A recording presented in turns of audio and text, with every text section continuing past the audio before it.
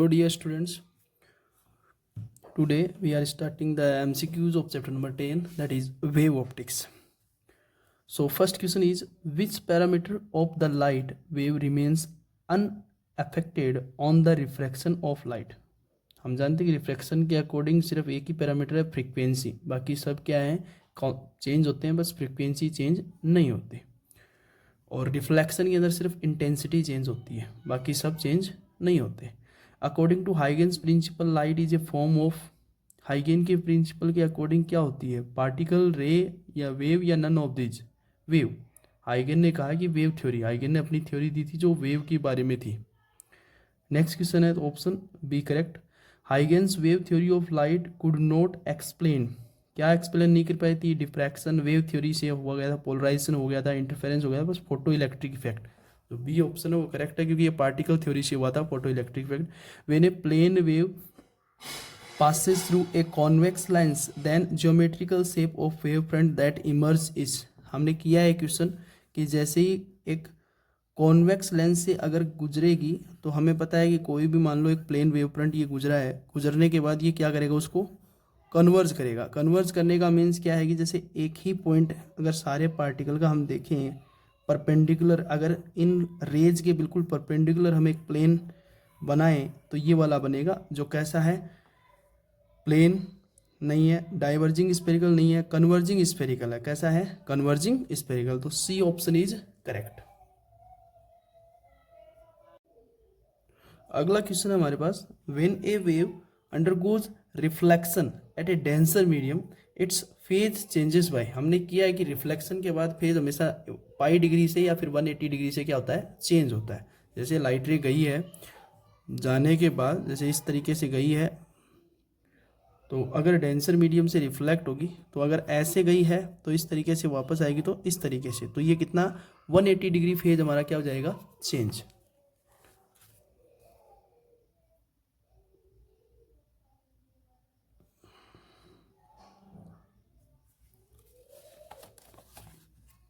ये है हमारा 180 डिग्री फेज, ये वेव इंसिडेंट है, और ये वाली कौन सी है, रिफ्लेक्टेड। हम ये कह सकते हैं जैसे इस तरीके से गई थी और रिफ्लेक्ट होने के बाद वो कुछ इस तरीके से आ रही है, तो पाई डिग्री से अपना फेज क्या हो जाता है, चेंज। नेक्स्ट क्वेश्चन, तो option D is correct. The type of wave front that emerge from A distance light source is, distance light source से अगर कोई भी वेव फ्रंट निकलेगा, प्लेन निकलेगा, हमने पहले भी किया है, प्लेन वेव फ्रंट निकलेगा। C option is correct. The phase difference between two points A and B on a wave front separated by distance lambda, अगर हमें पता है कि कोई भी वेव फ्रंट अगर बन रहा है तो इसके अंदर कोई भी वेव फ्रंट की डेफिनेशन ये होती है कि सारे के सारे पार्टिकल सेम फेज में होते हैं, लोकस होता है इसमें, सारे पार्टिकल सेम फेज में, तो फेज डिफरेंस क्या होता है, zero. Option A is correct. ये बहुत ही इंपॉर्टेंट है, यहाँ पे हम लैम्डा से कंफ्यूज हो जाते हैं, जिसकी वजह से हम गलत आंसर कर देते हैं। इसका ऑप्शन होगा ए, जीरो।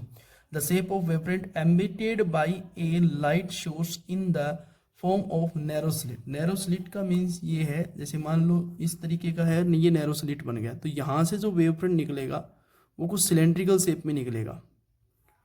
वो जो हमारा यहाँ से वेव फ्रंट, मान लो ये अपना नैरो स्लिट है, और इससे जो वेव फ्रंट निकलेगा वो सिलेंड्रिकल शेप में निकलेगा, कुछ इस टाइप की शेप के अंदर, सिलेंड्रिकल शेप के अंदर हमारे पास ये सिलेंड्रिकल शेप के अंदर निकलेगा। तो कभी भी निकलेगा तो सिलेंड्रिकल शेप में निकलेगा। हम इमेजिन कर सकते हैं 3D के अंदर, 3D के अंदर इमेजिन करते हैं तो हमारे पास सिलेंड्रिकल शेप में ही निकलेगा। तो option A is correct. Next question number 9 हमारे पास, light intensity depend on, only amplitude पे डिपेंड करती है। हमें पता है I proportional to A square होता है, एम्पलीट्यूड के स्क्वायर के डायरेक्टली प्रोपोर्शनल। तो ये option correct. The coherence of two light source means that the light waves emitted, coherence का मीन्स क्या है कि लाइट का फेज बिल्कुल कांस्टेंट रहे, ठीक है, तो कांस्टेंट फेज डिफरेंस होना चाहिए, बाकी चाहे सेम हो या न हो, बट फेज डिफरेंस कांस्टेंट होना चाहिए। The locus of all the points in the same state of the vibration, हमें पता है कि सेम स्टेट ऑफ वाइब्रेशन का मतलब सबका फेज सेम हो। अभी पिछला आपने क्वेश्चन किया था थोड़ी देर पहले, तो उसका वेव फ्रंट होता है। C option is correct. Light travels faster in air than in glass according to, एक ही साइंटिस्ट ने ये कहा था वेव थ्योरी ऑफ लाइट में, ये कहा गया, डेकार्ट्स ने कहा था। किसने कहा था? डेकार्ट्स ने, कि लाइट है वो उसने ये कहा था कि डेंसर के अंदर स्पीड ज़्यादा होती है, इसीलिए वो बेंड हो जाती है, जो गलत थ्योरी थी। तो वेव थ्योरी ऑफ लाइट के अकॉर्डिंग डेकार्ड्स कहता है इसके बारे में, the phase difference between any two point situated on the same wave front is zero. Option C. अभी एक क्वेश्चन आया था, ये 3 बार क्वेश्चन आ चुका है ये। In Young's double slit experiment when separation between two slits is increased fringe width. हमें पता है ये बहुत ही अच्छा क्वेश्चन है, क्वेश्चन नंबर 14 है। हमें पता है कि बीटा इक्वल्स टू होता है लैम्डा डी अपॉन डी। ये स्लिट के बीच की डिस्टेंस है, ये कर्टेन और स्लिट के बीच की डिस्टेंस है, ये दोनों स्लिट के बीच की और ये कर्टेन और स्लिट के बीच की। क्वेश्चन में हमें दिया है कि when separation between two slits in increased, मतलब आप क्या इंक्रीज कर रहे हो, डी इंक्रीज कर रहे हो। डी इंक्रीज करने का मतलब बी क्या होगा, बीटा डिक्रीज होगा। तो option A is correct. Next, in Young's double slit expand the intensity of central maxima is I. What will be the intensity at the same place when one of the slit is closed. हमें पता है कि अगर एक close जैसे हम close करेंगे तो इंटेंसिटी I/4 हो जाएगी। बहुत सिंपल है, इसको याद रखना, कई बार आया हुआ भी क्वेश्चन है कि इंटेंसिटी पहले के कंपेरिजन में हमारी I/4 हो जाएगी। नेक्स्ट क्वेश्चन है कि 3 light red, violet, green are used successfully in Young's double slit experiment. Fringe width will be maximum 4. आपको पता है जिसकी लैम्डा ज़्यादा होगी, जिसका लैम्डा क्या होगा हमारे पास, जिसका लैम्डा क्या होगा ज़्यादा, उसकी फ्रिंज विड्थ भी क्या होगी ज़्यादा। तो red colour is correct option.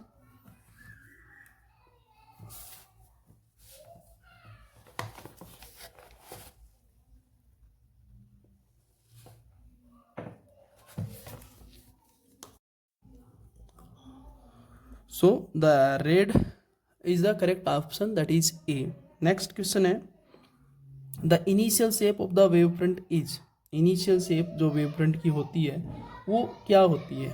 Mostly initial shape wavefront की प्लेनर ही होती है। जैसे कोई भी प्लेनर में से निकलेगा, कहीं से भी एक प्लेन सोर्स से मानिए निकलेगा तो प्लेन शेप में ही निकलेगा, प्लेनर ही निकलेगा wavefront. Next, as beam enters the medium it will. जैसे कोई बीम है वो किसी मीडियम के अंदर एंटर करता है तो इसका मीन्स वो क्या होगा? तो मोस्टली जब आपको पता है अगर मीडियम में एंटर करने का मतलब वो कन्वर्ज ही होना है। कन्वर्ज होने का मतलब जैसे लाइट एंटर हुई, एंटर होने के बाद जैसे यहाँ से मान लो एंटर हुई तो वो क्या होगी, नॉर्मल क्यों थोड़ा बेंड होगी। क्या होगी? बेंड। बेंड होने का मतलब कन्वर्ज होना। क्या होना? कन्वर्ज होना। तो B option is correct. A Young's double slit experiment uses a monochromatic source. The shape of the interference fringes formed on the screen is। जो स्क्रीन के ऊपर हमारे पास जो शेप बनेगी जो अपनी वेव की, वो कैसा बना? हाइपर पैराबोला बनता है। कैसा बनता है? Hyper parabola. ये अच्छा क्वेश्चन है। नेक्स्ट क्वेश्चन है, इन YDSC young double slit experiment the path difference at a certain point on the screen between two intersecting wave is 1/8 of the wavelength. The ratio of intensity at this point to that at the center of bright fringe is close to।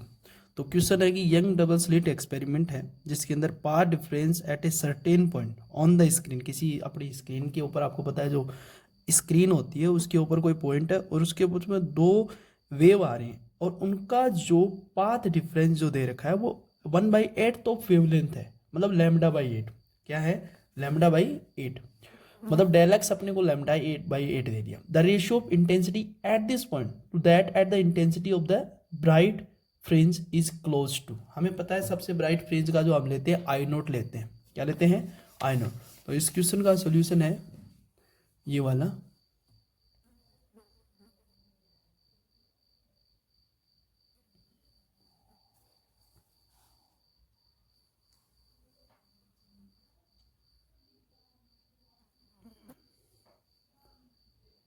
देखिए हमारे पास question formula है I = I0 cos square 5/2।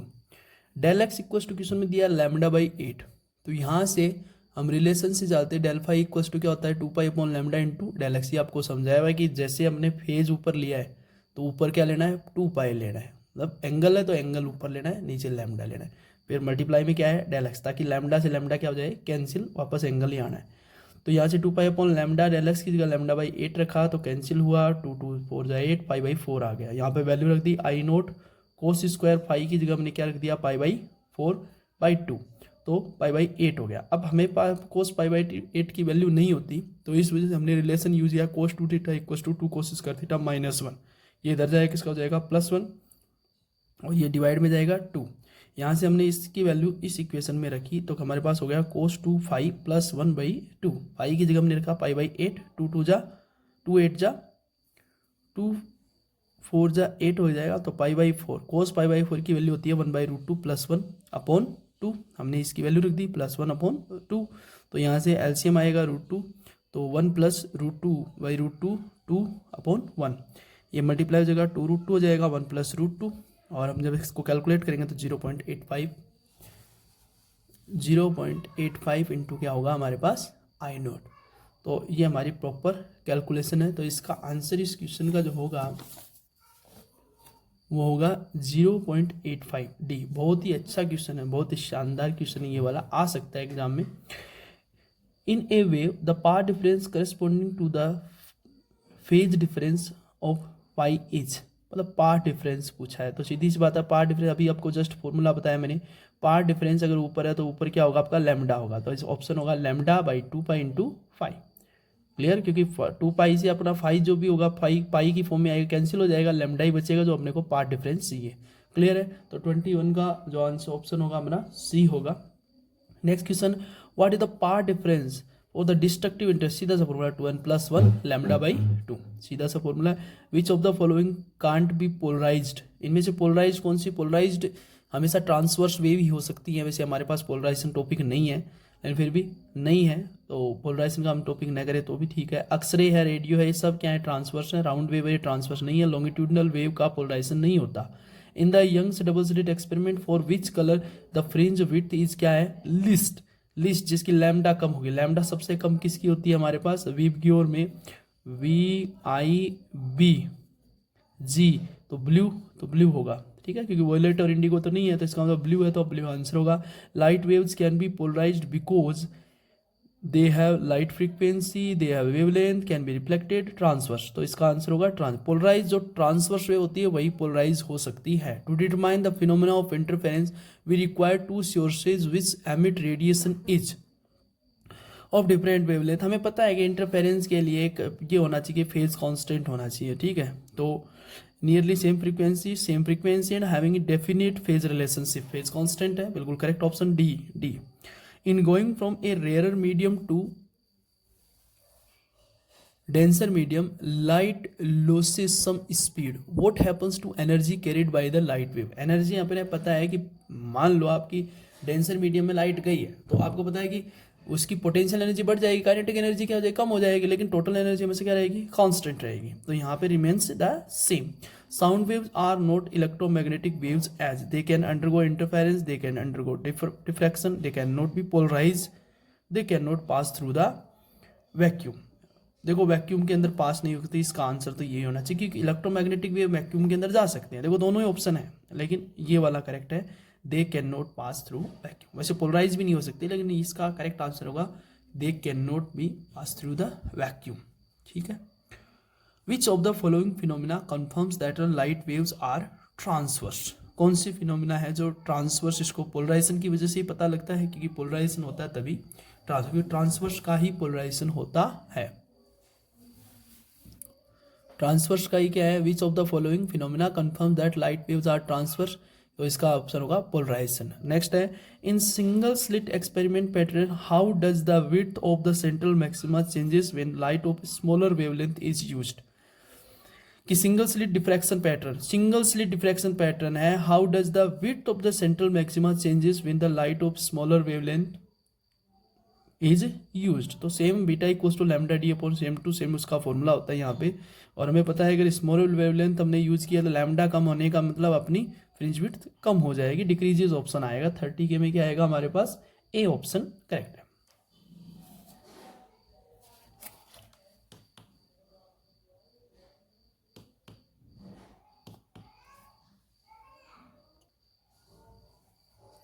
Next question है polarise light can be produced by scattering. Only scattering एक process है। ये question नहीं है पोलराइजेशन की, लेकिन फिर भी पढ़ लेने। Light waves are transpose because they can be get polarised, तो बार बार वही क्वेश्चन बन रहा है। The shape of the interference fringe in Young's double slit experiment when D distance between slit and screen is very large. अगर लंबी distance कर देंगे, स्क्रीन से डिस्टेंस लंबी कर देंगे, तो हमारे पास क्या बनेगी, स्ट्रेट लाइन बनेगी। क्या बनेगी, स्ट्रेट। वेरी लार्ज इसका fringe width is nearly, fringe की जो विड्थ है वो नियरली क्या होगी हमारी, स्ट्रेट लाइन। मोस्टली भी स्ट्रेट लाइन ही होती है हमारे पास, तो स्ट्रेट लाइन ही बनेगी। फ्रिंज विड्थ की बात हो रही है, किसकी बात हो रही है, फ्रिंज विड्थ बीटा, मतलब कुछ इस टाइप से ये वाला हमारे पास रहता है। Light waves owes its colour to its, कि लाइट वेव्स का जो कलर होता है वो किस वजह से होता है, फ्रीक्वेंसी की वजह से होता है, वेलोसिटी की वजह से होता है, एम्पलीट्यूड की वजह से होता है, फिर किसकी वजह से होता है, फेज की वजह से। तो किस वजह से कलर देती हैं वो, फ्रीक्वेंसी की वजह से देते हैं या लैम्डा की वजह से देती हैं, क्योंकि जिसका फ्रीक्वेंसी कम होता है एक का फ्रीक्वेंसी ज़्यादा होता है, पता है हमें। जैसे लैम्डा सबसे ज़्यादा रेड का होता है, तो लैम्डा और फ्रीक्वेंसी उसकी सबसे क्या होती है, कम होती है, तो इस वजह से कलर किसकी वजह से होता है, फ्रीक्वेंसी की वजह से। फेज वेलोसिटी इनकी वजह से कलर नहीं होता है। Next question, the wave front due to a point source at a finite distance from its source will be. Point source से तो हमेशा कैसा होता है हमारा वेव फ्रंट, स्फेरिकल ही होता है। 35 में ए आएगा, ठीक है।